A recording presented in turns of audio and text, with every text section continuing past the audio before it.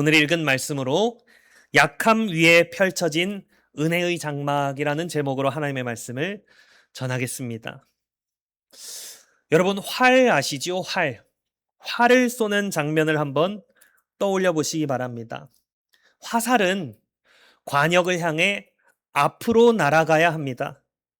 그런데 이상하게도 화살은 항상 먼저 어디로 당겨집니까? 뒤로 당겨지지요. 앞으로 가야 할 화살이 오히려 뒤로 물러납니다. 활 시위가 팽팽하게 당겨질수록 화살은 더 큰 압력을 받습니다. 그 순간 만약 이 화살이 우리와 같이 인격을 가지고 있었다면 아마 이렇게 생각할지 모르겠습니다. 나는 왜 뒤로 밀려나고 있지? 왜 나는 관역에서 점점 멀어지지? 나는 왜 이렇게 큰 압박을 받고 힘이 들지? 그러나 궁수는 알지요. 그 뒤로 당겨짐이 화살을 망치는 것이 아니라 화살을 앞으로 날아가게 하는 과정이라는 것을 말입니다. 우리 인생에도 그런 순간들이 많습니다. 앞으로 나아가고 싶지만 뒤로 밀려나는 것 같은 때가 있지요. 더 성숙해지고 싶은데 여전히 연약한 자신을 마주합니다. 더 잘 섬기고 싶은데 몸과 마음이 따라주지 않습니다. 더 평안하고 싶은데 해결되지 않는 문제들이 우리를 붙잡습니다. 우리는 묻지요. 하나님, 왜 저를 앞으로 보내지 않으십니까? 왜 자꾸 뒤로 당기시는 것 같습니까?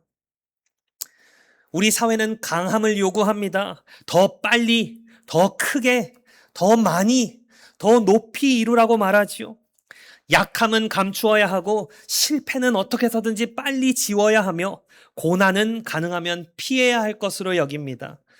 교회 안에서도 때때로 이런 생각이 우리를 지배합니다.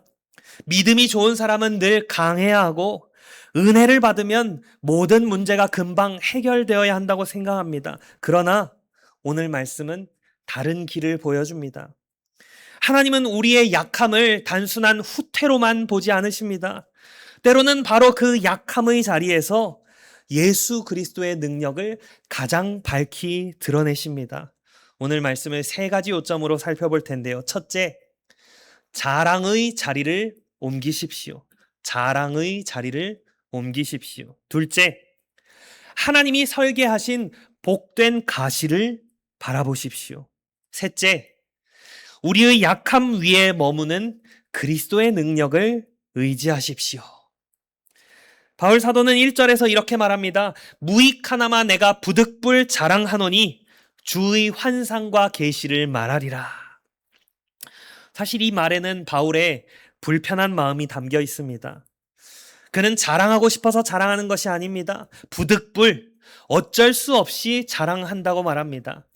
자랑하지 않을 수 없는 상황으로 밀려 들어갔다는 뜻이지요. 바울은 이 자랑이 본질적으로 유익하다고 생각하지는 않았습니다.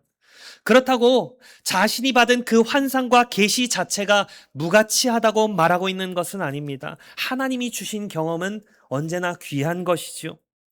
그러나 그것을 자기를 과시하기 위한 재료로 삼는 일은 교회에 전혀 유익하지 않습니다. 그 경험이 아무리 놀라워도 그것이 예수 그리스도보다 인간을 크게 보이게 한다면 그것은 교회를 세우는 도구가 아니라 교회를 어지럽히는 도구가 되기 때문이지요. 여러 번 반복해서 말씀드립니다만 고린도 교회 안에는 바울을 깎아내리는 사람들이 있었습니다. 자신을 대단한 사도처럼 내세웠지요. 말도 잘하고 외모도 당당하고 영적 체험도 많은 사람들처럼 보였습니다. 그들은 자기들이 받은 환상과 계시를 자랑했습니다. 그래서 고린도 교인들은 그런 자들에게 쉽게 끌렸습니다. 고린도는 명예와 체면을 중요하는 도시였죠. 사람들은 눈에 보이는 강함, 세련된 말, 당당한 태도, 인상적인 이력을 좋아했습니다. 반대로 바울은 초라해 보였습니다. 고난이 많았습니다. 말이 화려하지 않다는 평가받았습니다. 몸도 참 약해 보였고 사역도 늘 반대와 눈물 속에 있었습니다. 그래서 어떤 사람들은 이렇게 생각했습니다. 바울이 정말 하나님의 사도인가? 왜 저 사람에게는 대단한 체험이 없어 보이는가? 바울 사도는 그 오해를 바로잡기 위해서 자기의 경험을 마지못해 말합니다. 그런데 말하는 방식이 매우 독특합니다. 내가 그리스도 안에 있는 한 사람을 안다. 사실 그 사람이 누구입니까? 바울 자신입니다. 그런데 바울은 내가 이런 환상을 보았다라고 직접적으로 말하지 않습니다. 자신을 3인칭으로 말하고 있지요. 자기 자신과 자신이 한 그 경험 사이에 거리를 두고 있습니다. 왜 그렇습니까? 그 경험이 바울 자신의 성취가 아니었기 때문입니다. 바울이 대단해서 올라간 것 아닙니다. 하나님께서 이끌어 올리신 것이지요. 그가 하늘로 올라간 사람이 아니라 하늘로 이끌려간 사람입니다. 자신의 영적인 능력으로 뚫고 올라간 것이 아니라 하나님의 주권적인 손에 붙들려서 간 것이지요. 어디로 갔습니까? 셋째 하늘, 곧 낙원으로 이끌려갔습니다. 사람이 감히 말할 수 없는 말을 들었습니다. 그런데 바울은 그 장면을 자세히 설명하지 않습니다. 우리가 기대할 만한 어떤 그런 묘사들이 없지요. 하늘이 얼마나 빛났는지, 천사들이 어떻게 찬양했는지, 바울 자신의 마음이 얼마나 뜨거웠는지 말하지 않습니다. 그는 오히려 자신이 모른다고, 모르는 것을 말합니다. 그가 몸 안에 있었는지 몸 밖에 있었는지 나는 모르거니와 하나님은 아시느니라. 2번이나 반복하지요. 여러분, 참된 영성은요, 모르는 것을 아는 척하지 않습니다. 하나님께 속한 것은 그저 하나님께 맡깁니다. 바울은 자신이 모르는 것은 모른다고 말했습니다. 그것은 무지가 아니라 겸손이지요.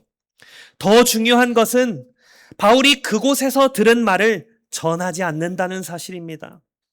뭐라고 말합니까? 그는 말로 표현할 수 없는 말을 들었다고 합니다. 이것은요, 단지 너무 신비해서 설명하기 어렵다, 이런 뜻만은 아닙니다. 하나님께서 사람들에게 말하도록 허락하지 않으신 말이라는 뜻입니다. 바울은 하늘의 말을 들었지만 그것을 설교 재료로 삼지 않습니다. 자기의 권위를 세우는 도구로 삼지 않습니다. 자기의 이름을 높이기 위해 영적 체험을 포장하지 않습니다. 오히려 그 경험이 사람들의 호기심을 자극하고 바울 자신을 지나치게 높이게 만들까봐 두려워하고 있죠. 여기에 바울의 깊은 겸손이 있습니다. 그는 자기에게 정말 놀라운 경험이 있었다는 사실을 말합니다. 그러나 동시에 그것을 자기의 자랑으로 삼지 않죠. 6절에서 그는 말합니다. 누가 나를 보는 바와 내게 듣는 바에 지나치게 생각할까 두려워하여 그만두노라.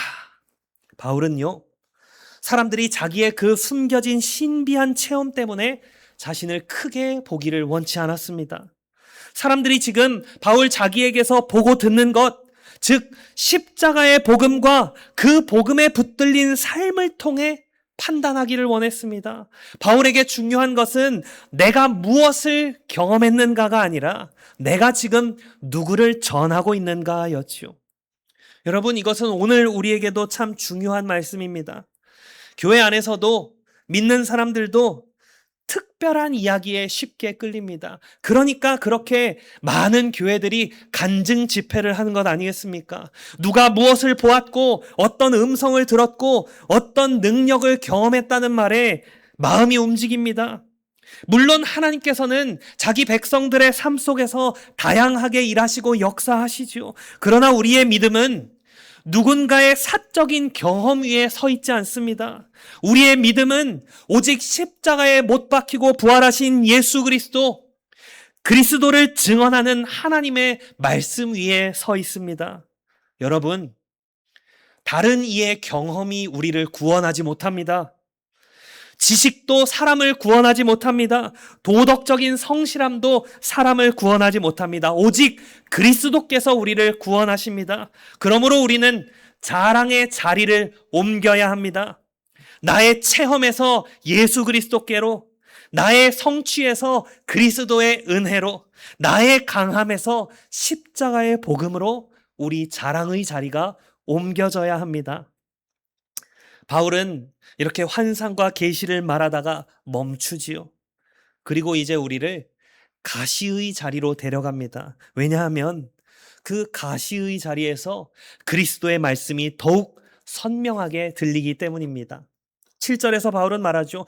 여러 계시를 받은 것이 지극히 크므로 너무 자만하지 않게 하시려고 내 육체에 가시, 곧 사탄의 사자를 주셨다. 바울에게는 육체의 가시가 있었습니다. 이것이 정확히 무엇이었는지 알 수 없습니다. 어떤 사람들은 질병으로 보는데요. 눈에 생긴 병이다, 안질이다. 갑자기 온몸에 경련과 발작이 일어나는 간질이다. 언어장애다, 우울증이다. 참 다양한 견해들이 있습니다.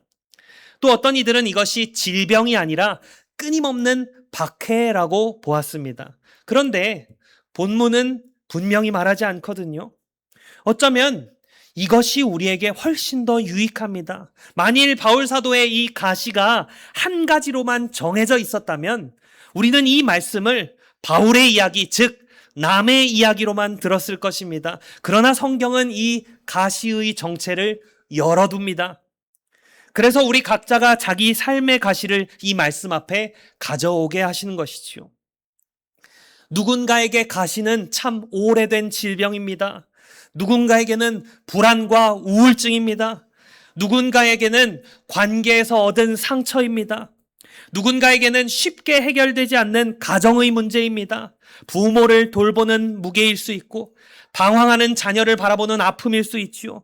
누군가에게는 이 가시가 반복되는 유혹입니다. 누군가에게는 사역의 한계입니다. 열심히 하고 싶은데 몸이 따라주지 않는 일, 사랑하고 싶은데 마음이 지쳐있는 일, 믿고 싶은데 자꾸 흔들리는 일들이 다 우리 각 사람의 가시가 될 수 있지요. 여러분, 가시는 아픕니다. 원치 않는 것입니다. 반복됩니다. 사람을 참 위축되고 작아지게 만듭니다. 바울 사도도요, 이 가시를 가볍게 여기지 않았습니다. 그래서 그는 3번이나 주께 간구했지요. 이것이 나에게서 떠나가게 하옵소서. 형식적인 기도 아니었습니다. 간절한 기도였습니다. 바울은 고통을 즐기는 사람이 아니었습니다. 고난 자체를 사랑하는 사람이 아니었습니다. 그는 가시가 떠나기를 구했습니다. 여러분, 신앙이 깊다고 해서 아픔이, 고난과 고통이 쉬워지는 것 아니지요. 하나님의 주권을 믿는다고 해서 눈물이 없어지는 것도 아닙니다. 겟세마네에서 우리 주님께서도 이 잔이 지나가기를 기도하셨습니다. 순종은 고통을 모르는 무감각이 아닙니다. 순종은 하나님 앞에서 씨름하면서도 아버지의 뜻에 자기를 맡기는 것이지요. 그런데 하나님께서는 바울 사도의 기도에 다른 방식으로 응답하셨습니다. 가시를 제거해 주지 않으셨습니다. 그 대신에 말씀을 주셨죠. 나의 은혜가 너에게 족하도다. 이것은요, 거절이면서 동시에 더 깊은 허락이었습니다. 하나님은 아니야 라고만 말씀하신 것이 아닙니다. 내가 너에게 더 좋은 것을 주겠다. 가시가 없는 삶보다 더 큰 은혜를 알게 하겠다. 이렇게 말씀하신 것이지요. 바울은 고통에서 즉시 벗어나는 은혜를 구했지만 주님은 고통 속에 머물면서도 무너지지 않는 은혜를 주셨습니다. 바울은 가시가 떠나기를 원했지만 주님은 그 가시 위에 그리스도의 능력이 머무는 법을 가르치셨습니다. 여기서 우리는 가시의 배후를 보아야 합니다. 바울은 이 가시를 사탄의 사자라고 부르는데요. 사탄은 이 가시를 통해서 바울을 치고 싶었을 겁니다. 낙심하게 하고 무너뜨리고 사명을 포기하게 만들고 싶었을 겁니다. 그러나 동시에 바울은 이 가시가 자기에게 주어졌다라고 말하는데요. 궁극적으로 누가 주신 것이죠? 하나님이 주신 겁니다. 사탄은 악하게 사용하려 했지만 하나님은 선하게 다스리셨습니다. 사탄은 바울을 무너뜨리려 했지만 하나님은 바울을 지키려 하셨습니다. 사탄은 바울을 쓸모없게 만들고 싶었지만 하나님은 바울을 겸손하게 빚으셨습니다. 오늘 본문은 그 가시를 주신 목적을 2번 반복하지요. 너무 자만하지 않게 하시려고, 너무 자만하지 않게 하려 하심이라. 바울은 놀라운 계시를 받았습니다. 그런 경험은 바울에게 큰 위로가 되었을 겁니다. 그러나 동시에 그에게 큰 위험이 될 수도 있었죠. 특별한 은혜를 받은 사람은요, 특별한 교만의 위험 앞에 서게 됩니다. 말씀을 많이 아는 사람일수록 말씀을 모르는 사람들을 내려다볼 수 있습니다. 신앙생활을 오래 한 사람이 연약한 성도를 쉽게 판단할 수 있죠. 사역의 열매가 눈에 띄게 많은 사람이 그것을 자기 능력과 노력의 결과로 착각할 수 있습니다. 바른 신학이 오히려 차가운 우월감이 될 수 있습니다. 그래서 하나님은 바울을 사랑하셨기 때문에 그를 그냥 두지 않으셨습니다. 하나님은요, 바울의 성취보다 바울의 겸손을 훨씬 더 소중히 여기셨습니다. 하나님은 바울이 더 많은 일을 하는 것보다 바울이 그리스도를 닮는 것을 더 원하셨습니다. 이것이 우리에게는 낯설 수 있습니다. 우리는 하나님이 우리의 능률을 높여주시길 원합니다. 더 많이 하게 하시고 더 나를 좀 크게 쓰시고 나에게 더 좋은 결과를 주시기를 원하죠. 그러나 하나님은 때로 우리의 삶에 무게를 더하십니다. 헬스장 가서 운동해 보신 분들 많으실 텐데요. 헬스장에 처음 간 사람이 빈 봉을 가지고 운동한다고 한번 생각해 보십시오. 어떨까요? 너무 쉽죠. 100번도 할 수 있을 것 같습니다. 그런데 코치가 와서 트레이너가 와서 양쪽에 원판을 끼웁니다. 갑자기 무거워지죠. 10번 하는 것도 힘듭니다. 운동하는 사람은 생각합니다. 왜 이렇게 어렵게 만들지? 내가 전에는 진짜 잘했는데. 그러나 트레이너는 압니다. 빈 봉을 계속해서 많이 드는 것이 목적이 아니라는 것을 말이죠. 근육이 자라는 것이 목적입니다. 하나님도 이와 같이 우리 삶에 무게를 더하실 때가 있습니다. 우리가 원하는 횟수만큼 아니게 줄이시고 우리가 자랑하고 싶은 성과를 낮추실 때가 있습니다. 그러나 그것은 우리를 버리시기 위함이 아니죠. 우리를 예수 그리스도의 사람으로 단련시키고 우리의 영적인 근육이 자라가게 하시기 위함입니다. 여러분에게 있는 가시가 무엇입니까? 그것이 단지 저주라고 생각하지 마십시오. 물론 그것은 아픕니다. 물론 눈물이 납니다. 그러나 그리스도 안에서 그 가시는 버림받은 증거가 아닙니다. 하나님께서 여러분의 교만을 죽이고 세상 향한 의지를 끊고 주님 안에서 자족하는 법을 가르치시기 위한 복된 장치일 수 있습니다. 가시는 우리를 작아지게 합니다. 그런데 바로 그 작아진 자리에서 우리는 주님의 은혜를 더 크게 깨닫게 됩니다. 여러분, 하나님이 각 사람의 삶에 설계하신 복된 가시를 바라보시기 바랍니다.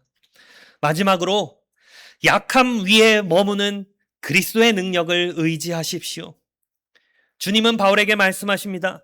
내 은혜가 내게 족하도다. 이는 내 능력이 약한 데서 온전하여짐이라. 이 말씀이 본문의 핵심인데요. 바울은 가시를 제거해달라고 했습니다. 그러나 주님은 가시를 제거하시는 대신에 가시보다 훨씬 더 큰 은혜를 주셨습니다. 내 은혜가 너에게 족하다. 여기 족하다라는 말은 충분하다는 뜻이죠. 넉넉하다는 뜻입니다. 너를 붙들기에 전혀 모자라지 않다는 뜻입니다. 네가 이 가시를 짊어지고도 믿음으로 살아가기에, 사명을 감당하기에, 끝까지 그리스도를 붙들기에 나의 은혜가 너에게 충분하다라는 말씀이지요. 그런데 주님께서는 왜 주님의 능력, 그리스도의 능력이 약한 데서 온전하여진다라고 말씀하실까요? 이것은 약함 자체가 곧 능력이라는 뜻은 아닙니다. 병들면 자동으로 그 자리에서 능력이 생긴다는 뜻 아니죠. 실패하면 저절로 거룩해진다는 뜻도 아닙니다. 중요한 것은 약함의 인정입니다. 내가 할 수 있다고 버티는 자리가 아니라 주님 없이는 아무것도 할 수 없다고 고백하는 자리입니다. 자기의 능력을 의지하던 그 손을 내려놓고 그리스도의 은혜의 손길을 붙드는 자리이지요. 그곳에서 주님의 능력이 드러납니다. 우리는 보통 능력을 약함의 정반대로 생각하죠. 강하면 능력이 있고 약하면 능력이 없다고 생각합니다. 하지만 복음은 말합니다. 그리스도의 능력은 약함을 제거한 능력이 아닙니다. 약함을 통과하는 능력입니다. 약함 속에서 그리스도를 의지하게 하는 능력입니다. 바울은 그 진리를 깨닫고 고백하는 것이죠. 그러므로 도리어 크게 기뻐함으로 나의 여러 약한 것들에 대하여 자랑한다. 바울은 약함을 숨기지 않습니다. 왜 그렇습니까? 이는 그리스도의 능력이 내게 머물게 하려 함이다. 여기 머문다라는 말은 아주 아름다운 그림을 가지고 있는 언어입니다. 각주가 붙어 있는 성경을 보시면 장막을 친다 이렇게 되어 있을 겁니다. 요한복음 1장 14절에 말씀이 육신이 되어 우리 가운데 거하심에 할 때 동일한 단어입니다. 말씀이신 그리스도께서 육신을 입고 우리 가운데 장막을 치셨습니다. 광야의 이스라엘에 하나님이 성막을 두시고 자기 백성 가운데 거하셨던 것처럼 그리스도의 능력이 바울의 그 약함 위에 장막을 치고 계속해서 머문다 이런 뜻이죠. 얼마나 놀라운 말씀입니까? 여러분, 우리의 약함은 주님이 떠나가시는 자리가 아닙니다. 오히려 주님이 능력으로 장막을 치시는 자리입니다. 우리가 무너졌다고 생각하는 곳, 남에게 보여주고 싶지 않은 곳, 스스로 부끄러워하는 그곳 위에 그리스도의 은혜의 성막이 펼쳐집니다. 그래서 바울은 10절에서 말하죠. 그러므로 내가 그리스도를 위하여 약한 것들과 능욕과 궁핍과 박해와 곤고를 기뻐한다. 추상적으로 하는 말 아니거든요. 바울이 실제로 겪은 현실들이죠. 공개적인 모욕, 필요한 것이 부족한 상황, 복음 때문에 당하는 박해, 사방이 꽉꽉 막힌 듯한 곤란이었습니다. 바울이 그것을 사랑했다는 뜻 아닙니다. 고통 자체를 즐겼다는 뜻 아닙니다. 그는 그 모든 상황 속에서도 그리스도의 능력이 자신을 덮고 있고 붙들고 있다는 것을 알았기 때문에 기뻐할 수 있었던 것이지요. 여러분, 이 말씀은 십자가에서 가장 밝게 드러납니다. 예수님은 세상의 눈에 가장 약한 모습으로 십자가에 달리셨습니다. 조롱당하셨습니다. 매 맞으셨습니다. 버림받은 자처럼 보이셨습니다. 머리에는 가시관을 쓰셨습니다. 그러나 바로 그 약함 속에서 하나님의 구원의 능력이 나타났습니다. 주님은 힘으로 세상을 누르지 않으셨습니다. 약함으로 우리의 죄를 담당하셨습니다. 수치로 우리의 수치를 덮으셨습니다. 죽음으로 우리의 죽음을 깨뜨리셨습니다. 따라서 바울의 가시는 이 그리스도의 가시관 아래에서 새 의미를 얻습니다. 우리의 가시도 십자가에서 쓰신 그리스도의 가시관 아래에서 새로운 의미를 얻습니다. 이제 교회는 세상적인 능력의 신화를 내다 버려야 합니다. 큰 영향력이 곧 능력이라고 생각하는 신화, 큰 수단이 있어야 큰 일을 해낼 수 있다는 신화, 약한 사람은 세상만이 아니라 교회 안에서도 부끄러워해야 한다는 신화 다 버려야 합니다. 교회는 약한 자가 부끄러움을 느끼는 곳이 되어서는 절대로 안 됩니다. 교회는 약한 자들이 그리스도 안에서 참된 능력을 배우는 곳이어야 합니다. 병든 성도, 지친 성도, 실패한 성도, 느린 성도, 눈물 많은 성도도 주님의 몸 안에서 똑같이 귀합니다. 왜냐하면 그리스도의 능력은 강한 사람들의 자랑 위에 머무는 것이 아니라 자기의 약함을 인정하고 주님을 의지하는 사람들 위에 머물기 때문입니다. 그러므로 성도 여러분, 약함을 숨기지 마십시오. 그 약함을 가지고 그리스도께 나아가십시오. 주님, 저는 약합니다. 저는 흔들립니다. 저는 스스로 설 수 없습니다. 이렇게 고백하십시오. 그 고백은 패배가 아닙니다. 실패가 아닙니다. 그 고백이 은혜가 주어지는 통로이지요. 우리가 약함을 인정할 때 그리스도의 능력이 우리를 덮습니다. 우리가 작아질 때 주님의 은혜가 커 보입니다. 우리가 비어 있을 때 주님의 충만하심이 드러납니다. 그때 우리는 바울과 함께 이렇게 고백하게 됩니다. 약한 그때의 강함이라. 내가 약한 그때의 강함이라. 말씀을 맺겠습니다. 사랑하는 성도 여러분, 오늘 말씀은 우리의 가시를 가볍게 여기라고 말하지 않습니다. 아프지 않은 척하라고 말하지도 않습니다. 바울도 간구했습니다. 주님도 겟세마네에서 기도하셨습니다. 그러나 말씀은 우리에게 더 깊은 것을 보게 합니다. 그리스도 안에서 우리의 가시는 버림받은 증거가 아닙니다. 그 가시 위에 주님의 은혜가 풍성히 머뭅니다. 설교 처음에 활시위에 걸린 화살을 생각했지요. 화살은 뒤로 당겨질 때 자신이 후퇴한다고 느낄 수 있습니다. 그러나 궁수의 손 안에 있다면 그 당겨짐은 끝이 아닙니다. 관역을 향해 날아가게 하는 준비입니다. 우리의 삶도 그리스도의 손 안에 있습니다. 우리가 이해할 수 없는 그 뒤로 당겨짐 속에서도 주님께서는 자기 백성을 놓치지 않으십니다. 예수님은 가시관을 쓰시고 십자가에 달리셨습니다. 가장 약한 자리에서 가장 큰 구원을 이루셨습니다. 그 주님께서 오늘도 말씀하십니다. 내 은혜가 너에게 족하다. 낙심하지 마십시오. 여러분의 가시가 여러분 인생의 마지막이 아닙니다. 그리스도의 은혜가 여러분 인생의 마지막 말입니다.